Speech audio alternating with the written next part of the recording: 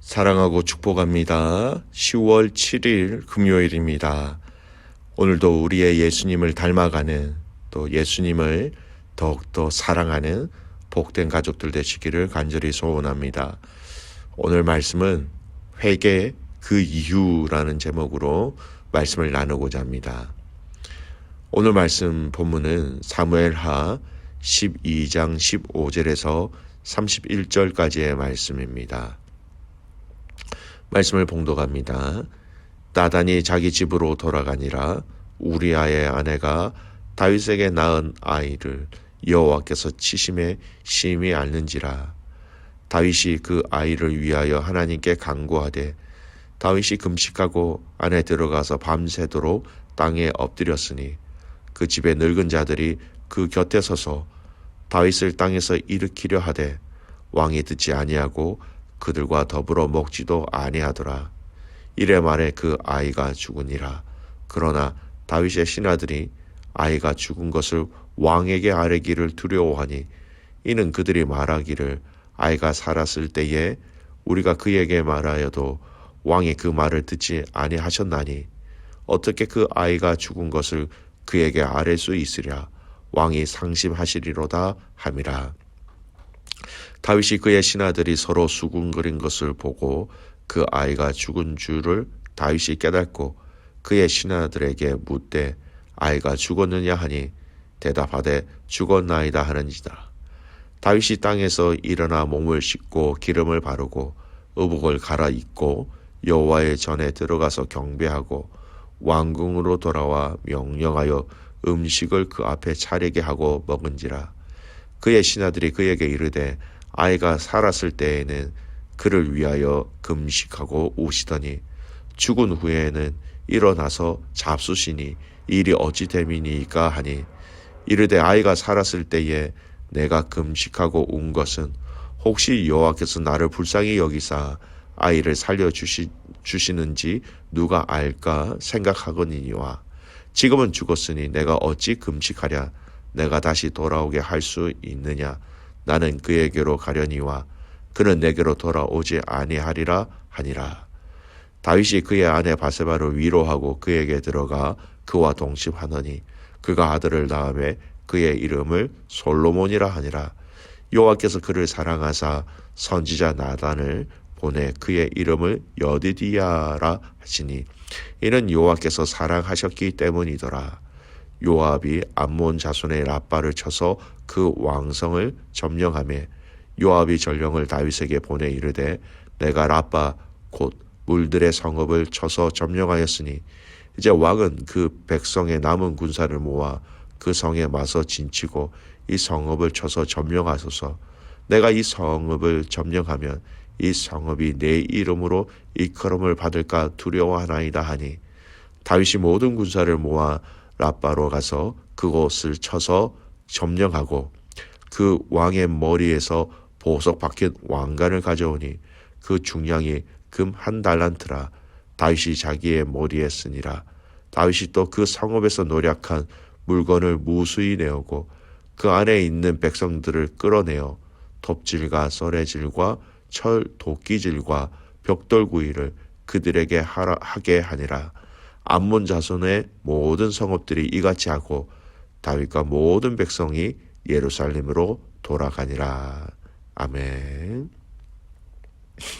오늘 말씀 제목은 회개 그 이후라는 제목으로 말씀을 나누고자 합니다. 지난 시간은 다윗이 하나님 앞에서 회개한 내용을 묵상하였습니다.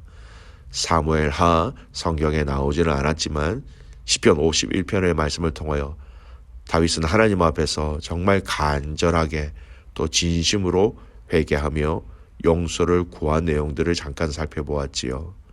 시편 51편 9절에서 10절 말씀. 주의 얼굴을 내 죄에서 돌이키시고 내 모든 죄악을 지워주셔서 하나님이여 내 속에 정한 마음을 창조하시고 내 안에 정직한 영을 새롭게 하소서. 다윗이 하나님 앞에 고백한 이 회개 가운데 한 구절입니다. 이 다윗의 회개는 여러분 진정성에 있는 진실된 회개였다라는 것입니다. 오늘 본문은 이 기도에 대해서 또한 이 회개에 대해서 하나님이 응답하신 내용을 오늘 말씀은 얘기하고 있습니다. 하나님이 다윗에게 또 어떻게 응답하고 계신가요? 먼저 우리아의 아내와 간음으로 인하여서 얻은 아이의 죽음입니다. 하나님 앞에서 살려달라고 다윗은 간구하며 간절히 기도하였지만 그 아이는 7일 만에 죽어버립니다. 그런데 하나님이 이미 이 아이에 대해서 어떻게 하시겠다라고 나단 선지자를 통하여 이미 말씀하셨지요. 어제 본문 14절 말씀을 보십시오. 이 일로 말미암아 여호와의 원수가 크게 비방할 거리를 얻게 하였으니 당신이 낳은 아이가 반드시 죽으리이다 하고. 여러분, 이 아이의 죽음도 하나님의 응답이라는 것을 알아야 합니다.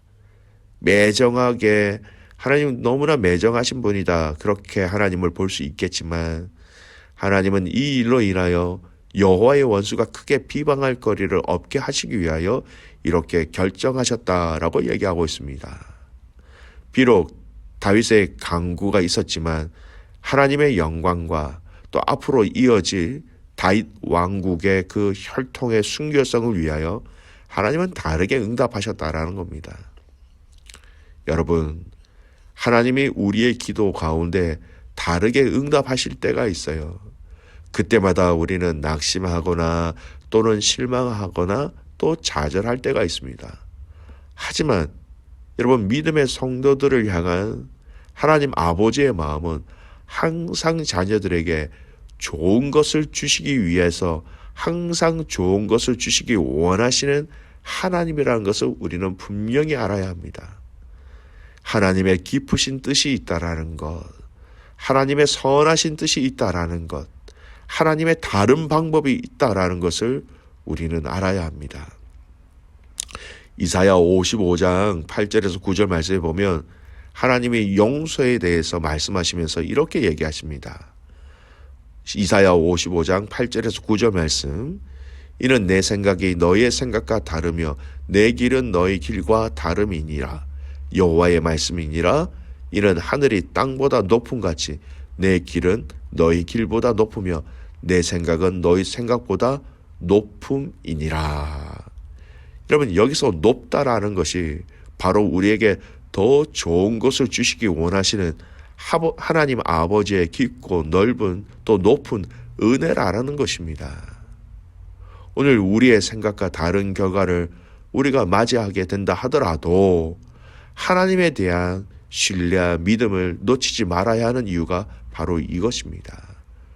우리의 생각, 우리의 길보다 더 높고 좋은 것을 하나님은 항상 예비하고 계시다라는 것입니다. 그렇다면 이 이사야 말씀을 오늘 이 본문 말씀 안에서 적용해 봅시다. 오늘 본문 안에서는 높은 하나님의 생각, 하나님의 길이 무엇입니까? 오늘 본문 말씀 24절, 25절 말씀 보십시오. 다윗이 그의 아내 바세바를 위로하고 그에게 들어가 그와 동침하더니 그가 아들을 낳음에 그의 이름을 솔로몬이라 하니라. 여호와께서 그를 사랑하사 선지자 나단을 보내 그의 이름을 여디디야라 하시니 이는 여호와께서 사랑하셨기 때문이더라.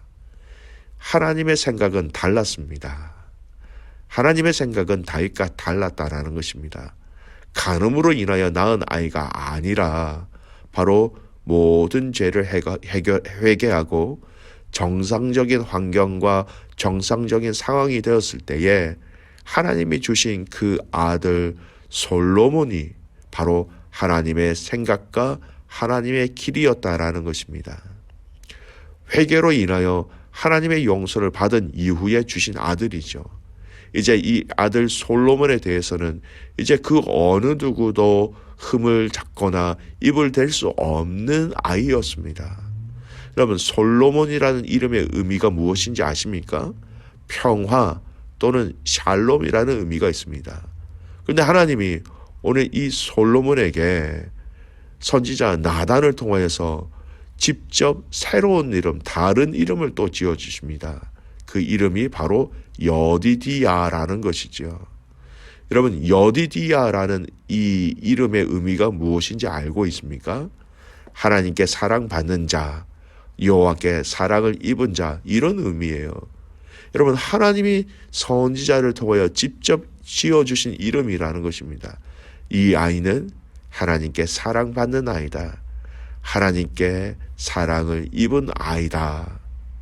사람이 아닌 하나님이 직접 지어주신 이름이라는 것이죠. 여러분, 자신의 이름을 아주 유명한 사람이 지어주었다 해도 그 사람은 굉장히 영광스럽게 생각하는데, 천하 만물을 창조하시고 우리의 구원의 계획을 이루어 가시는 하나님이 친히 선지자를 보내셔서 이러한 이름을 지어주셨다라는 것은 여러분, 그 자체가 이미 얼마나 큰 은혜와 사랑을 받았는지를 우리는 쉽게 알 수 있는 것입니다. 하나님의 높은 생각, 하나님의 높은 길은 바로 솔로몬이었던 것이죠.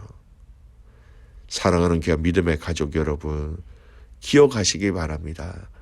하나님은 믿음의 자녀들에게 가장 좋은 것, 또 가장 좋은 때에 가장 좋은 방법으로 하나님은 우리에게 공급해 주시는 분이심을 기억하시기 바랍니다. 시편 84편 11절 말씀이에요. 여호와 하나님은 해요 방패이시라. 여호와께서 은혜와 영화를 주시며 정직하게 행하는 자에게 좋은 것을 아끼지 아니하실 것임이니라. 여러분, 정직하게 행하는 자에게 좋은 것을 아끼지 아니하신다. 정직하게 행하는 자에게 더 좋은 것, 우리가 생각하는 것보다 더 좋은 것을 풍성하게 부어주신다라는 겁니다. 그렇다면 여러분, 이 정직하게 행한다라는 그 정의를 어떻게 정의를 내릴 수 있을까요? 다양하게 이 정직에 대한 부분들을 설명할 수 있겠지만, 회개의 관점에서 보면 이 정직을 이렇게 얘기할 수 있습니다. 여러분, 정직하게 행하는 것 중에 하나가 여러분 바로 회개라는 것입니다. 지은 죄를 하나님 앞에서 회개하고 용서해 달라고 그 용서를 구하는 것, 바로 이것이 여러분 정직하게 행한다라는 것입니다. 이리저리 피해 다니고 하나님 앞에서 죄라는 것을 알고 있음에도 불구하고 회개하지 않고 있다면, 그런 문제가 있다면 결코 그 사람은 하나님 앞에서 정직하지 못한 사람이죠. 그런 정직하지 못한 자에게 하나님은 좋은 것을 결코 주실 수 없다라는 것입니다. 하지만 연약하고 부족해도 지은 죄를 하나님께서 지적하셨을 때에 용서해 달라고 정직하게 회개의 자리로 나가는 그들에게 하나님은 좋은 것을 항상 주신다.